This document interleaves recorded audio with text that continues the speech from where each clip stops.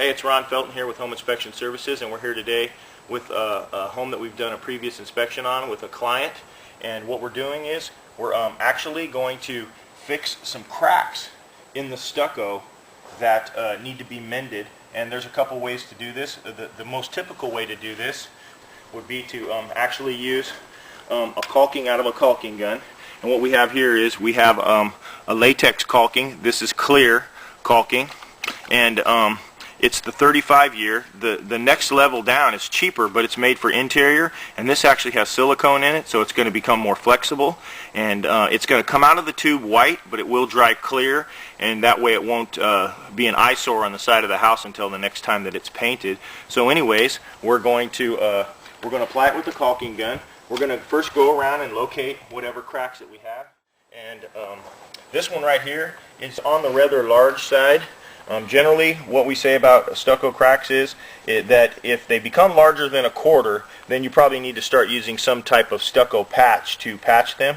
And if they continue to grow, then you probably need to see as far as maybe having some other kind of structural problem, and depending on how fast they grow. But generally speaking, when they get larger than a quarter, then you need to really do something about mending them properly.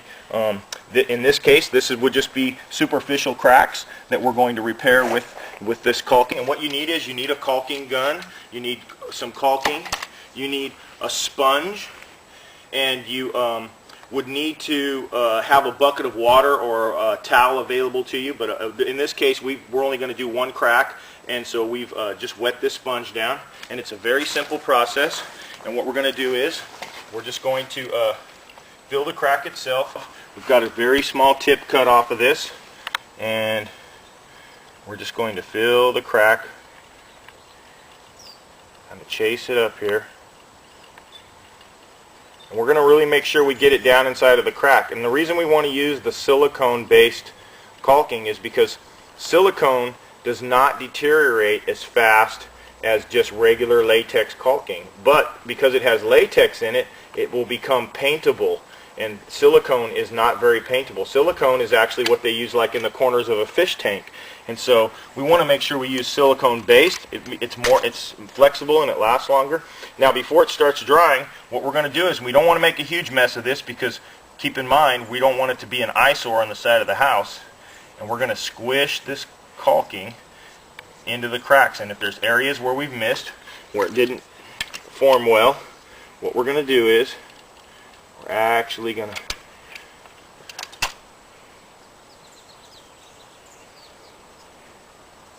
push that in there well.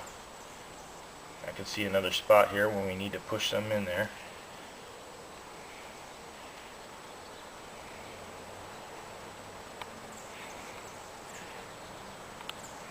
Also, if you want to scoot back a little bit, there you go.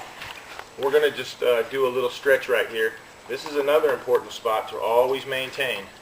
Now, if you were hiring a professional painter to paint your house, they would most likely come around and do all this stuff. The problem is, if you're not going to paint anytime soon, then you want to take care of this right away. One of the other reasons why it becomes extremely important to take care of these areas, this is not a typical stucco application. This is actually an EIFS system, which it's called synthetic stucco, and there's actually foam behind here and then stucco. And this, I could be wrong, but given the year of the house and the subtleties of underneath right there, I'm going to go ahead on a limb and say it is. And what happens with an EIFS system is any penetrations through the house that you make, like if you want to mount something to the house, you need to make sure you seal those holes, because when water gets behind the stucco, it's not just getting behind the stucco, but it's going behind the foam that's much like the insulation that's used for an ice chest, a foam ice chest.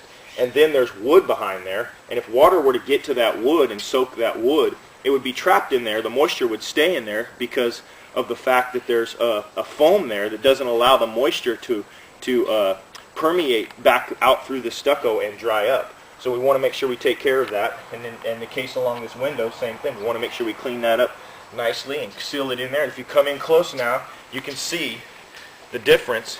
Look up here, and then look down here, and also look at this crack. The crack is filled in. There you go. Okay, go ahead and scoot back now.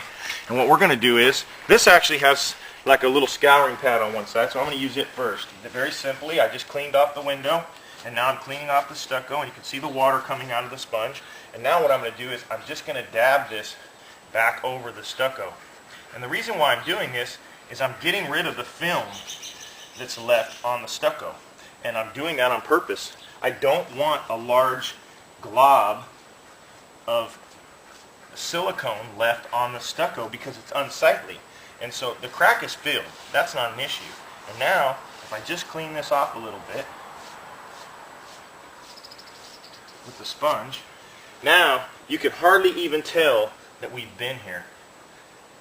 This will dry clear. There will probably be a little bit of residual moisture, silicone left from the moisture on there from where we've kind of spread it out. And the other reason why we want to use a latex silicone base is because silicone doesn't clean up with water and latex does. And so you can see now we've cleaned all that up.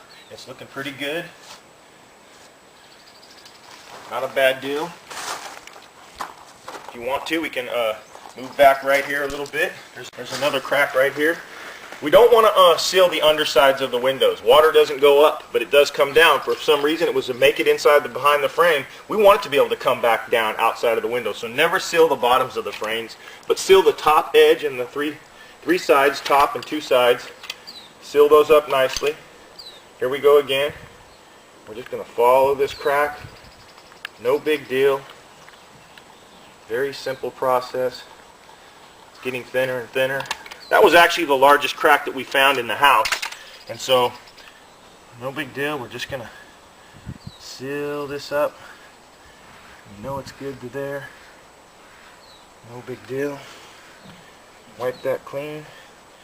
Again, just kind of get the couple spots there where it didn't get in. This texture on the stucco is very rough, so there's bound to be areas where it just doesn't get squished in, and you're going to have to go back in and make sure that you squish it in there. You don't want to halfway do it. You're going to be here taking the time to do it. Take the few extra minutes to make sure it's done right. And don't leave a big film of it. Trust me from experience, if you leave that line on there, it'll dry clear today, and 2 days from now it'll be a thick line of dirt from where dust attacks it. And so the best thing you can do is just go back with the sponge and spread it out like that. And now you can see you'd be hard pressed to find. I'm not on film. I'm here looking right at it, and I can't tell where the crack is anymore. And so, you know, I know that you can't see it on the camera now, and this one is larger, but it's almost transparent as well. And so anyways, that sums it up. You need a sponge, a bucket, you need some 35-year clear caulking, and you don't need a video camera because you probably don't need to tape it. But we hope you enjoyed this little segment, and we'll catch you next time.